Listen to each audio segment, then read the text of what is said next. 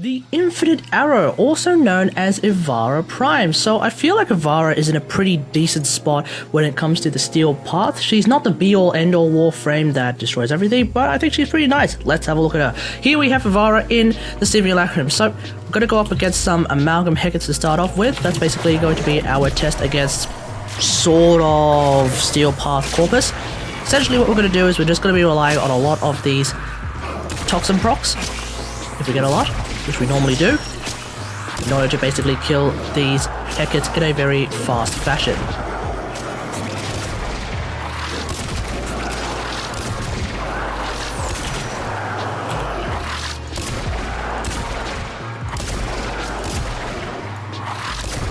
This should be an indicator of how you're going to play Ivara, or like how your Ivara gameplay experience is going to be like. Of course, this is the Simulacrum, so these Hecats are effectively a lot weaker than their Steel Path counterparts. But what about if we go up against some enemies with armor instead? Same idea, using a slightly different build. This time we're going to be relying on viral procs and bleeds.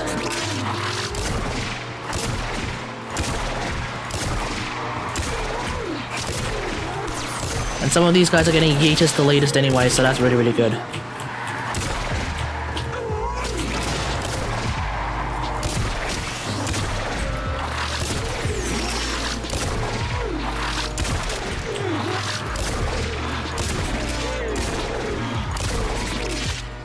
Like so. Awesome.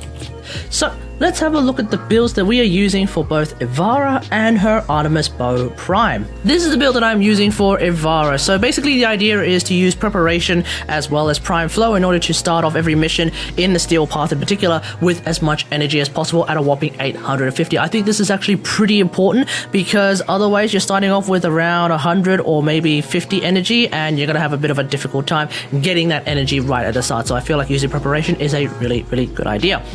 Otherwise, we're really going ham on that range, mainly so that the sleep arrow can be really, really useful, despite the fact that we actually didn't use it in our demonstrations.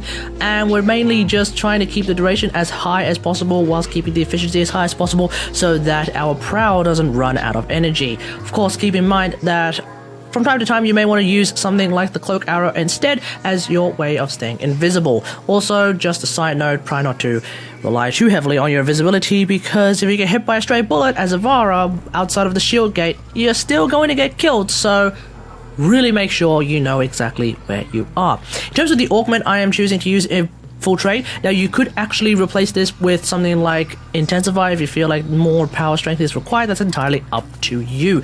Or alternatively, you could use something like Empowered Quiver, although I have a very specific reason to use Empowered Quiver. Outside of that, I normally just stick to good old-fashioned Infiltrate.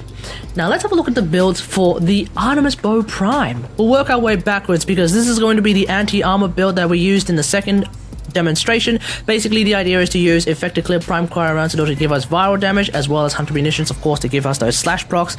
We are using a whopping 20% status per projectile. You may be thinking, wow, that's completely terrible, but it's actually not that bad because it's status per projectile, and with a whopping 13.3 multi-shot, we're getting at least a handful of procs even happening to begin with, and there's a good fair chance that those procs are going to be viral because we have such a massive weighting towards that viral damage. So that is, of course, really, really good.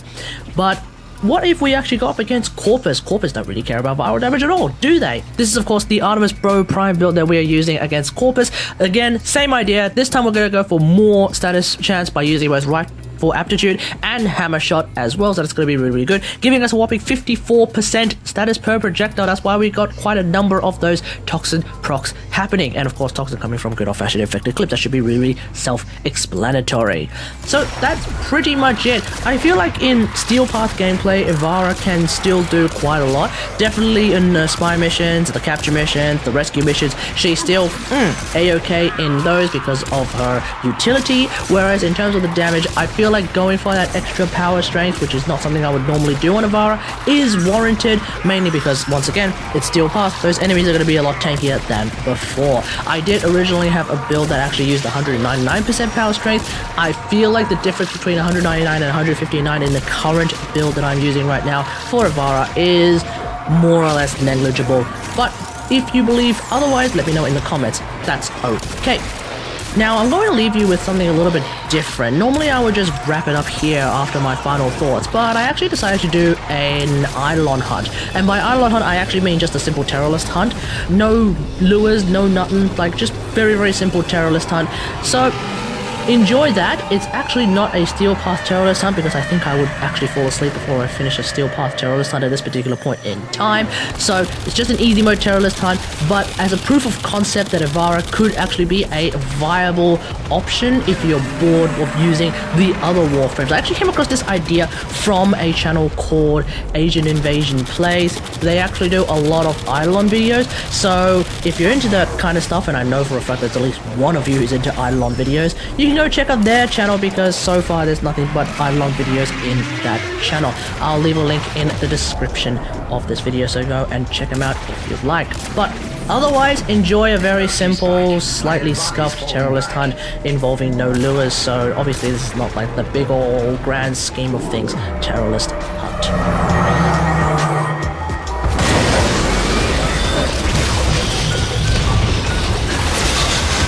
The Terrorist retreats, but remains close by, wary of you.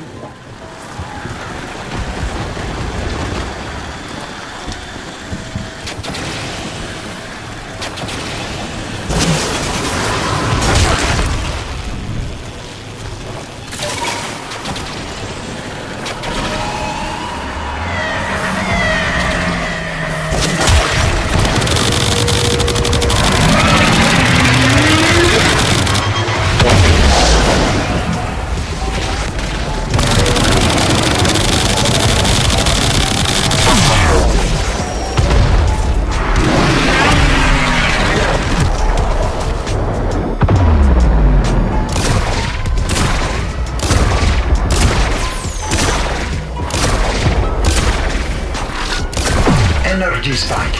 I advise falling back.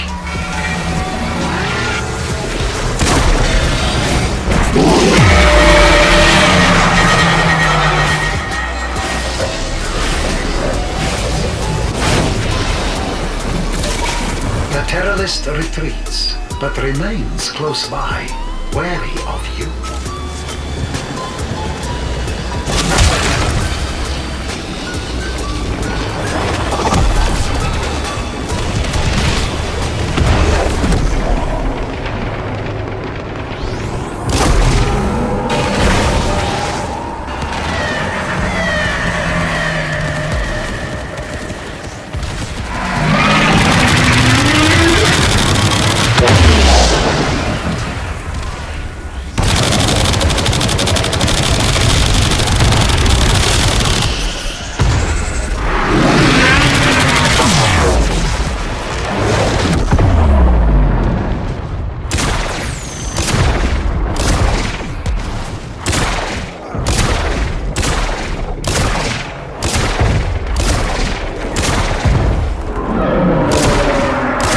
Energy spike.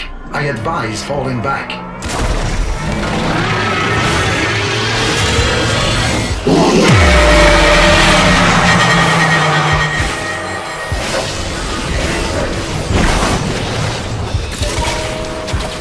The Terrorist retreats, but remains close by, wary of you.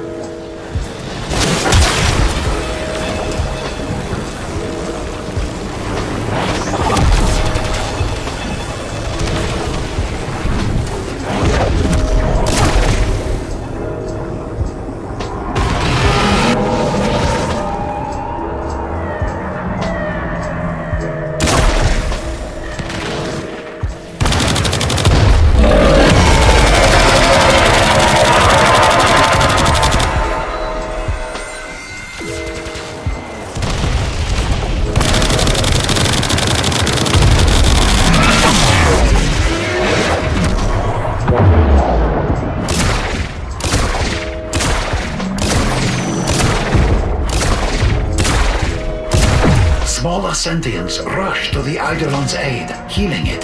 Stop them.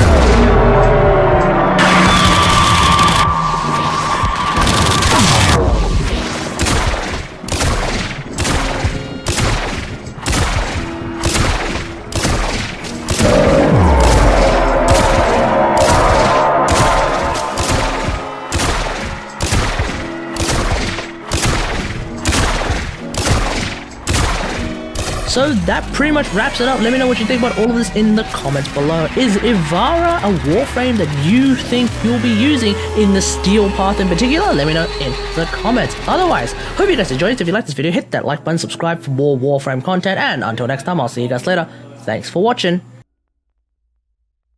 Bye!